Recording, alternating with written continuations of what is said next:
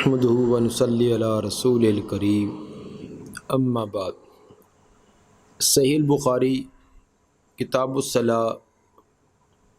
باب نمبر 90 باب سترۃ الامام سترۃ من خلفہ۔ گزشتہ ابواب میں نماز کے متعلق اور اسی طرح نماز چونکہ مسجد کے اندر اس کا اہتمام کیا جاتا ہے، ساتھ ہی مساجد کے آداب و احکام یہ تمام بیان کیے گئے۔ اب نمازی کے سترہ کے بارے میں امام بخاری رحمہ اللہ کچھ احکام مسائل بیان کرنا چاہتے ہیں۔ چونکہ نماز یہ اللہ تعالیٰ کے ساتھ ایک بڑے مضبوط تعلق، اللہ کے ساتھ تعلق کو مضبوط کرنے کا ایک بہت اہم ذریعہ ہے۔ یہ اللہ کے اور بندے کے درمیان ایک رابطہ ہے، اور اس کے اندر پوری کی پوری توجہ، پورا کا پورا انہماک، پورا کا پورا خیال یہ مطلوب اور مقصود ہے۔ قد افلح المؤمنون الذین هم فی صلاتہم خاشعون۔ ان مومنوں کے لیے کامیابی کی ضمانت ہے جو نماز کے اندر انتہا درجے کا خشوع کرتے ہیں۔ خشوع پوری کی پوری توجہ اس ذات کی طرف ہو، دائیں بائیں گزرنے والا، آنے جانے والا، کاروبار، معاملات، ان کی طرف کوئی توجہ نہ ہو۔ اس کے لیے ہر وہ کام جو نماز میں توجہ سے ہٹانے والا تھا، ان تمام کو ختم کرنے کا حکم دیا گیا ہے۔ مثلا سخت بھوک لگی ہے تو نماز نہ پڑھو، سخت نیند ہے نماز نہ پڑھو، بے ہوشی ہے نماز نہیں، کوئی اور سخت عارضہ ہے نماز نہ، بلکہ تمام ان چیزوں سے فارغ ہو کر جب توجہ پوری کی پوری اپنے خالق اور مالک کی طرف ہو تب نماز ہے۔ تو غافل دل کی نماز وہ نماز نہیں۔ اس لیے ہر وہ کام جو نماز کے اندر تشویش ڈالے، اس کے اندر اضطراب پیدا کرے، توجہ کو کسی اور کام کی طرف مبذول کرے، ان تمام کو ہٹا دینے، ختم کرنے کا حکم دیا گیا ہے۔ نماز کے اندر خشوع کو خضوع پیدا اور توجہ کو رب کی طرف، خالق کی طرف متوجہ کرنے کا ایک طریقہ ذریعہ یہ بھی ہے کہ نمازی اپنی ایک حد متعین کر لے کہ یہ میری ایک حد بندی ہے، اس سے پیچھے کوئی گزرتا تو گزرے، لیکن اس کے اتنی حد اور مقدار تک کوئی نہ گزرے۔ اس کے لیے شریعت نے ہمیں جو طریقہ بتایا وہ ہے سترہ، کہ آگے کوئی چیز رکھ لی جائے یا کسی چیز کے سامنے آدمی ہو جائے تاکہ نماز کے دوران وہ اس کی ایک خاص حد بندی ہو، اس کی توجہ اتنی جگہ پر ہو، اس کے کوئی پیچھے سے گزرتا ہے، نمازی کے پیچھے سے گزرے، سترے کے پیچھے سے گزرے، اس کو کوئی تشویش نہ ہو۔ اس کو شرعی طور پر سترہ کہا جاتا ہے۔ جس طرح دیگر احکام اور مسائل کے اندر ہمارے ہاں افراط اور تفریط ہے، سترے کے اندر بھی کچھ افراط اور تفریط پائی جاتی ہے۔ بعض تو اس کی کوئی اہمیت نہیں سمجھتے، کہتے ہیں کہ اس کی کوئی اہمیت نہیں ہے، آگے کوئی سترہ پڑا بھی ہو یا کوئی رکھ بھی دے تو پھر بھی اس کو ٹھڈا لگا کر سائڈ پر کر دیتے ہیں، اور بات تو یہ بھی کہہ دیتے کہ یہ ایک سلیب آگے رکھ دی ہے، کوئی کہتے فلاں رکھ دی ہے، یعنی بڑے عجیب قسم کے الفاظ بھی۔ اور دوسرا ایک اور اس بھی برعکس لوگ جو ہیں وہ کہتے ہیں کہ یہ تو فرض ہے، جس طرح نماز فرض ہے اسی طرح سترہ رکھنا ہے، سترے کے بغیر نماز پڑھنی جائز ہی نہیں ہے۔ اگر سترہ نہیں ملتا تو کھڑے ہیں، تو یعنی یہ افراط و تفریط ہمارے اندر بہت زیادہ آ چکا ہے، جس کی وجہ سے جو اصل مسئلے کی اصل ہوتی ہے، حقیقت ہوتی ہے، وہ افراط و تفریط کی ذات میں آ جاتی ہے۔ سیدھی بات ہے، نبی صلی اللہ علیہ وآلہ وسلم نے اس کی بڑی تاکید کی ہے۔ ابو داؤد کی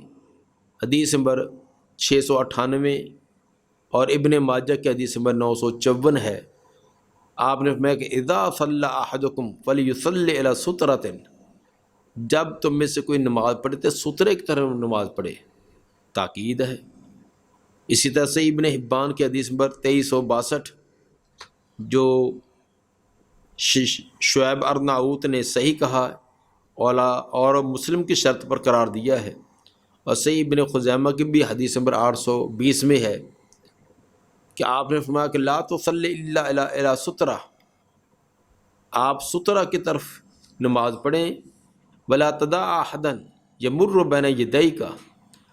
اور تیرے اور سترے کے درمیان سے کوئی گزرنا چاہے تو اس کو مت گزرنے دے، فین ابا فلتقاتلہ، اگر روکنے کے باوجود نہیں روکتا تو اسے لڑائی کر، فانما هو الشیطان، وہ شیطان ہے جو آگے سے گزر کر تیری نماز میں خلل ڈالنا چاہتا ہے۔ حتی الامکان کوشش کرنی چاہیے سترے کا اہتمام کیا جائے، کوئی چیز ہے تو اس کو کھینچ کر آگے کر لے، یا خود کسی دیوار پلر کے آگے چلے جائے۔ اگر کوئی ایسی ممکنہ صورت نہیں، یہ انتہائی مجبوری بن گئی ہے، تو اب یہ بھی نہیں ہے کہ اس کو کہہ دیا جائے کہ یہ اتنا ہی فرض ہے کہ اس کے بغیر نماز ہی نہیں ہوتی، تو یہ افراط و تفریط نہیں کرنا چاہیے، حتی الامکان کوشش کرنی چاہیے نبی کے فرامین پر عمل کیا جائے، وہ آپ کا فرمان،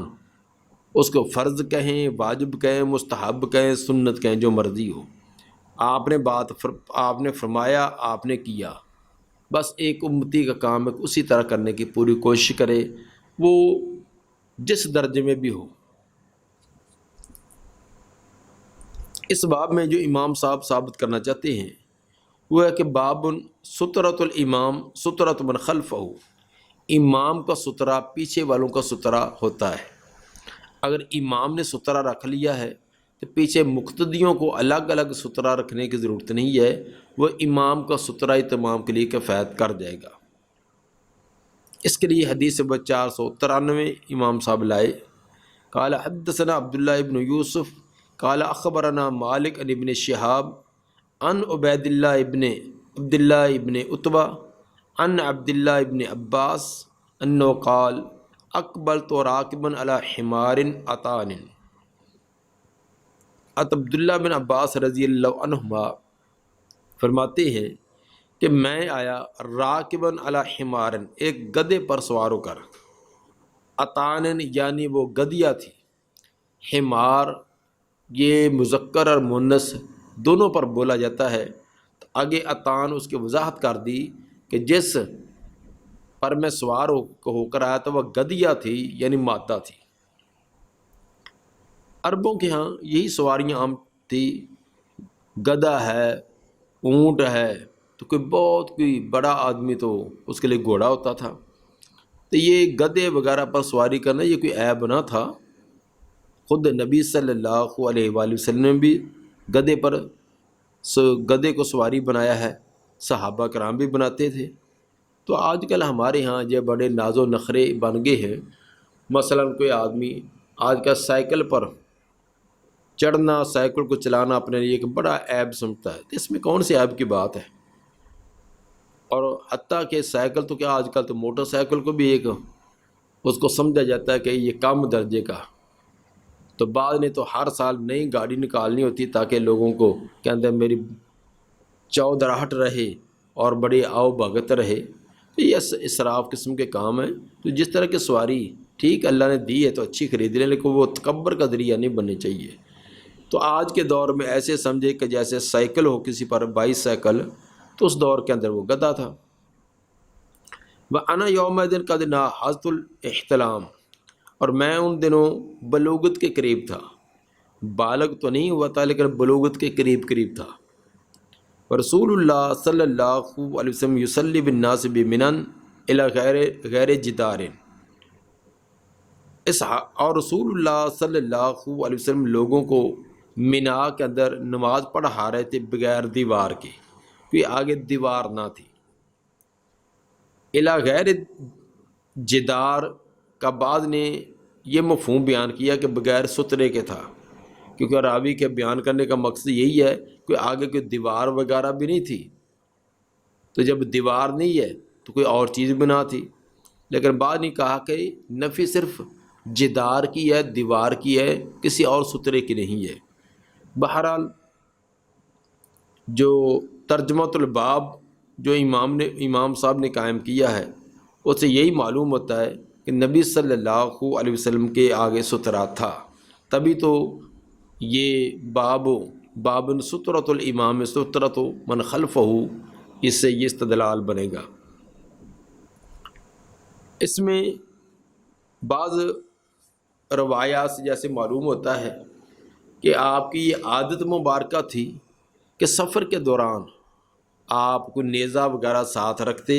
اور جب بھی نماز ادا کرنی ہوتی تو اس کو آگے اس کو سترہ بنایا کرتے تھے۔ جس طرح کہ یہ حدیث کے اندر لفظ ہے کہ لا یصلی فی الفضاء الا والعنزۃ امامہ، آپ جب بھی فضا میں کھلی جگہ پر نماز پڑھتے تو نیزہ وغیرہ آگے آپ کے ہوتا تھا۔ یہ عبداللہ بن عمر کی حدیث نمبر 494 کے اندر اس بات کی آگے وضاحت آ رہی ہے۔ اس طرح ابو جحیفہ کی روایت حدیث نمبر 495 میں بھی لفظ دوام والے معلوم ہوتے ہیں کہ آپ کوئی نیزہ کوئی برچھی وغیرہ ساتھ رکھا کرتے تھے تاکہ بوقت نماز اس کو آگے سترہ بنایا جا سکے۔ تو چونکہ آپ کی عام عادت مبارکہ تھی، اسی عموم پر یہ استدلال ہے کہ یقیناً یہ بھی سفر کا واقعہ ہے، اور سفر کے دوران آپ کوئی نیزہ کوئی چیز ساتھ رکھتے تھے جو تاکہ سترہ بنایا جائے۔ چنانچہ ابن عباس رضی اللہ عنہ فرماتے ہیں فمررت بین یدی بعد صف، میں صف کے کچھ حصے کے آگے سے گزرا، فنزلت وارسلت الاتان ترتع، میں اترا اور اپنی گدیا کو چھوڑ دیا چرنے کے لیے،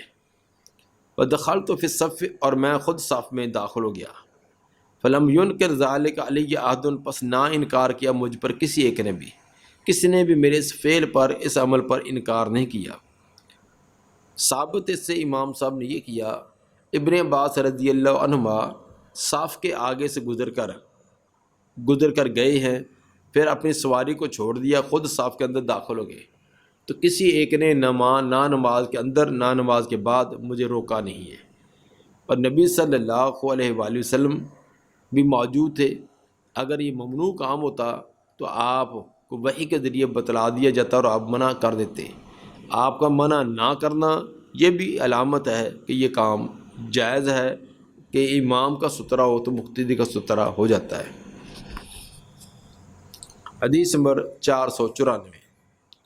قال حدثنا اسحاق سے مراد اسحاق بن منصور ہیں، قال حدثنا عبداللہ ابن نمیر قال حدثنا عبید اللہ عن نافع عن ابن عمر ان رسول اللہ صلی اللہ علیہ وسلم کان اذا خرج یوم العید، جب بھی عید کے دن نکلتے، امر بالحرب، تو آپ ایک نیزے کا حکم دیتے، فتوضع بین یدی، وہ رکھا جاتا یا گاڑا جاتا آپ کے آگے، فیصلی الیہا، تو آپ اس کی طرف رخ کر کے نماز ادا کرتے۔ ویسے رخ تو قبلے کی طرف ہوتا، لیکن چونکہ آگے سترہ تو سترہ بھی سامنے ہوتا، والناس وراءہ، اور لوگ آپ کے پیچھے ہوتے۔ وکان یفعل ذلک فی السفر، اور یہ آپ سفر میں بھی کرتے تھے۔ یہ فعل مضارع پر کانا داخل ہو تو اس کے اندر استمرار کا معنی ہوتا ہے، تو وکان یفعل ذلک فی السفر، اس میں آپ کے اس فعل کا دوام معلوم ہوتا ہے۔ فمن ثم اتخذها الامراء، اسی بنا پر عمراء نے اس چیز کو اپنا لیا ہے، اختیار کر لیا ہے۔ چونکہ سفر کے اندر آپ یہ برچھی یا نیزہ رکھا کرتے تھے،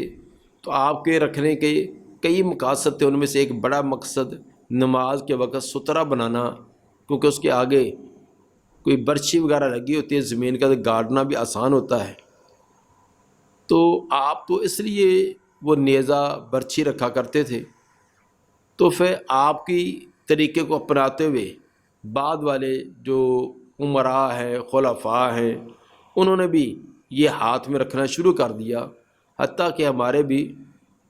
اب تو یہ تقریباً مفقود ہو گئی ہے، متروک ہو گیا کام۔ تو آج سے تقریباً 20-25 سال پہلے ہم دیکھا کرتے تھے شادی بیاہ کے موقع پر دلہا جو ہے اس کے ہاتھ میں کھونڈی ہوتی، تو یہ آج بھی جو سعودی شیوخ ہیں ان کے ہاتھ میں کہ چھڑی ہوتی ہے، یا اسی طرح جو فوج کے افسر ہوتے ہیں وہ ہاتھ میں ایک چھڑی رکھتے ہیں، یہ ان کا ایک شعار اور علامت کے طور پر ہوتا ہے۔ تو بہرحال آپ کا تو وہ نیزہ رکھنے کا یہ مقصد تھا، اس کے ساتھ اور بھی کئی مقاصد، کوئی موذی جانور آتا ہے کہ قضائے حاجت کے لیے جانا ہے، تو کوئی ڈیلا وغیرہ اکھاڑنا ہے، جگہ نرم کرنی ہے، یا اسی طرح ایک طرف پردہ نہیں ہے تو اس کو گاڑ کے اس کے اوپر کپڑا رکھ دیں، پردہ ہو جاتا ہے۔ کئی اور بھی مقاصد ہوتے تھے، ان مقاصد میں سے ایک مقصد یہ بھی ہوتا تھا کہ اس کو سترہ بنا لیا جائے۔ حدیث نمبر 495، قال حدثنا ابو الولید قال حدثنا شعبہ عن عون بن ابی جحیفہ قال سمعت ابی ان النبی صلی اللہ علیہ وسلم صلی بہم بالبطحاء وبین یدیہ عنزہ، نبی صلی اللہ علیہ وسلم نے ان کو بطحاء میں نماز پڑھائی اور آپ کے آگے ایک نیزہ تھا۔ بطحاء مکہ مراد ہے، یہ مکہ سے کچھ باہر والی سائڈ پر ایک بہت وسیع جگہ ہے۔ اب تو یہ تمام کے تمام مکے کا ایک بہت اہم حصہ بن چکا ہے۔ بہرحال اس بطحاء کھلا میدان تھا، وہاں آپ نے نماز پڑھائی، بین یدی عنزہ، اور آپ کے آگے ایک برچھی گاڑی ہوئی تھی۔ الظہر رکعتین، نماز ظہر کی تھی، 2 رکعتیں پڑھائی کیونکہ آپ سفر میں تھے۔ والعصر رکعتین، اور پھر عصر کی بھی 2 رکعتیں پڑھائی۔ تمر بین یدیہ المرأۃ والحمار، گزر رہے تھے آپ کے آگے سے عورت بھی اور گدھا بھی، عورت ہے، گدھا ہے، اس طرح کی چیزیں آگے سے گزر رہی تھی، تو آپ ان کی کوئی بھی پرواہ نہ کر رہے تھے، اس لیے کہ آگے سترہ تھا اور یہ گزرنے والی چیزیں سترے کے پیچھے سے گزر رہی تھی۔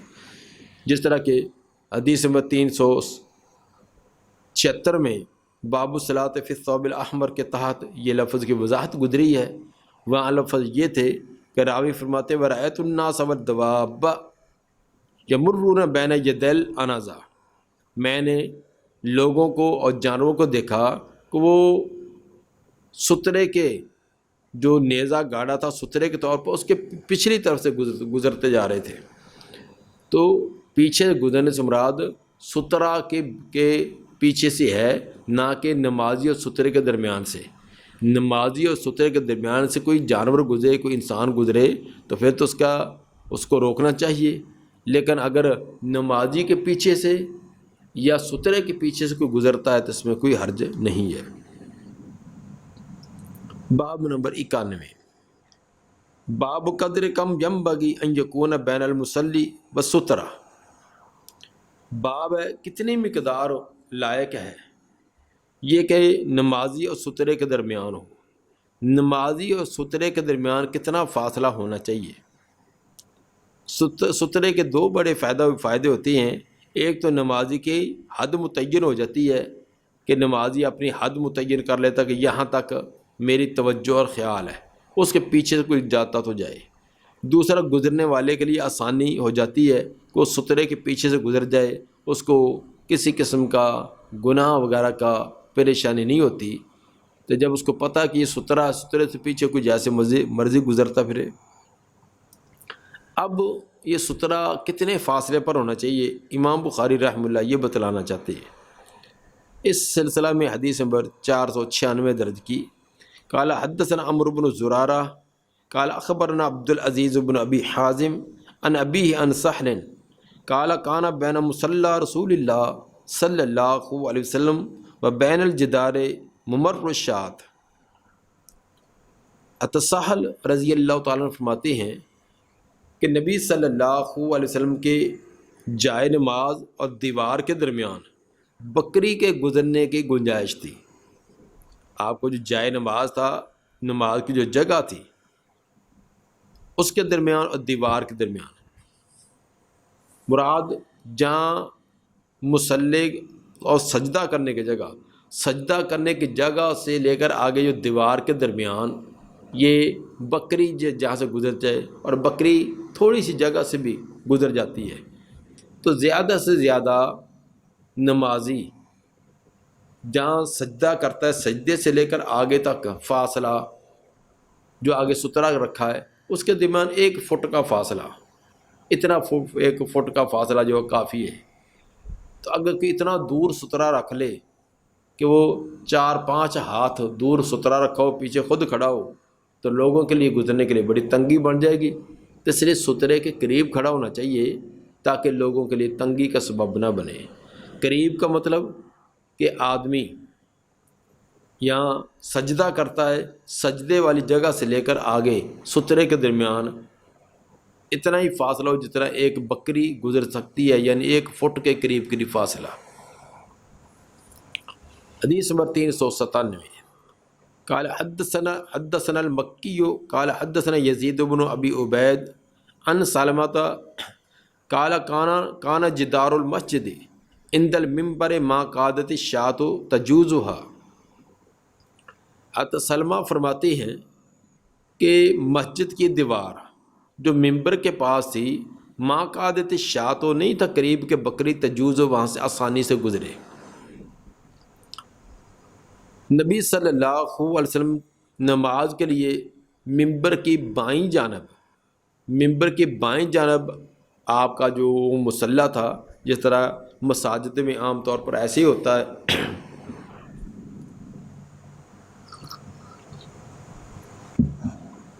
کہ ممبر کی بائیں جانب مصلی ہوتا ہے، اس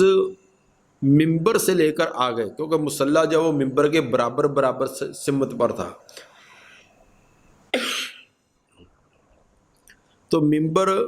کے اختتام سے آگے دیوار، اس کے درمیان تھوڑا ہی فاصلہ تھا، اتنا تھا کہ بمشکل وہاں سے بکری گزرے۔ چونکہ وہ یہ مخاطب اور متکلم ان کو پتہ ہی تھا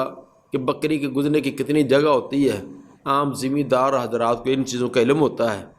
تو لوگوں کو مثال وہی دینی چاہیے جس کو سمجھ سکیں۔ کلم الناس بعقولہم، لوگوں سے کلام ان کی عقل کے مطابق ہی کرنی چاہیے۔ تو جس طرح کا عام معاشرے کے اندر گفتگو چل رہی ہوتی ہے، اسی طرح کی مثال دی گئی کہ بکری تھوڑی سی جگہ سے گزر جاتی ہے، اتنی بس جگہ تھی، تو وہ پہلے بتلا دیا ہے کہ تقریباً 1 فٹ یا اس سے بھی کچھ کم فاصلہ۔ اور صاف ظاہر ہے اس کا یہ معنی تو نہیں کیا جائے گا کہ نمازی کے کھڑے ہونے اور دیوار کے درمیان اتنا فاصلہ ہو تو وہ سجدہ کیسے کرے گا۔ اس سے مراد جو جہاں سجدہ یہ نمازی کی جگہ ہے، نمازی کے کھڑے ہونے پاؤں کی جگہ سے لے کے یہاں اس نے سجدہ کرنا، اس لیے یہ نمازی کی جگہ ہوتی ہے۔ سجدہ کرنے سے آگے کچھ اس کو فاصلے پر سترا رکھے گا، وہ اتنا فاصلہ ہونا چاہیے کہ کبھی انسان سجدہ تھوڑا سا مختصر کرتا ہے، کچھ زیادہ طوالت سے بھی کر لیتا ہے، تو اتنا اگر طوالت سے سجدہ کرے تو اس کے ساتھ اس کے ٹکراؤ نہ ہو، بس اتنی مقدار ہونی چاہیے۔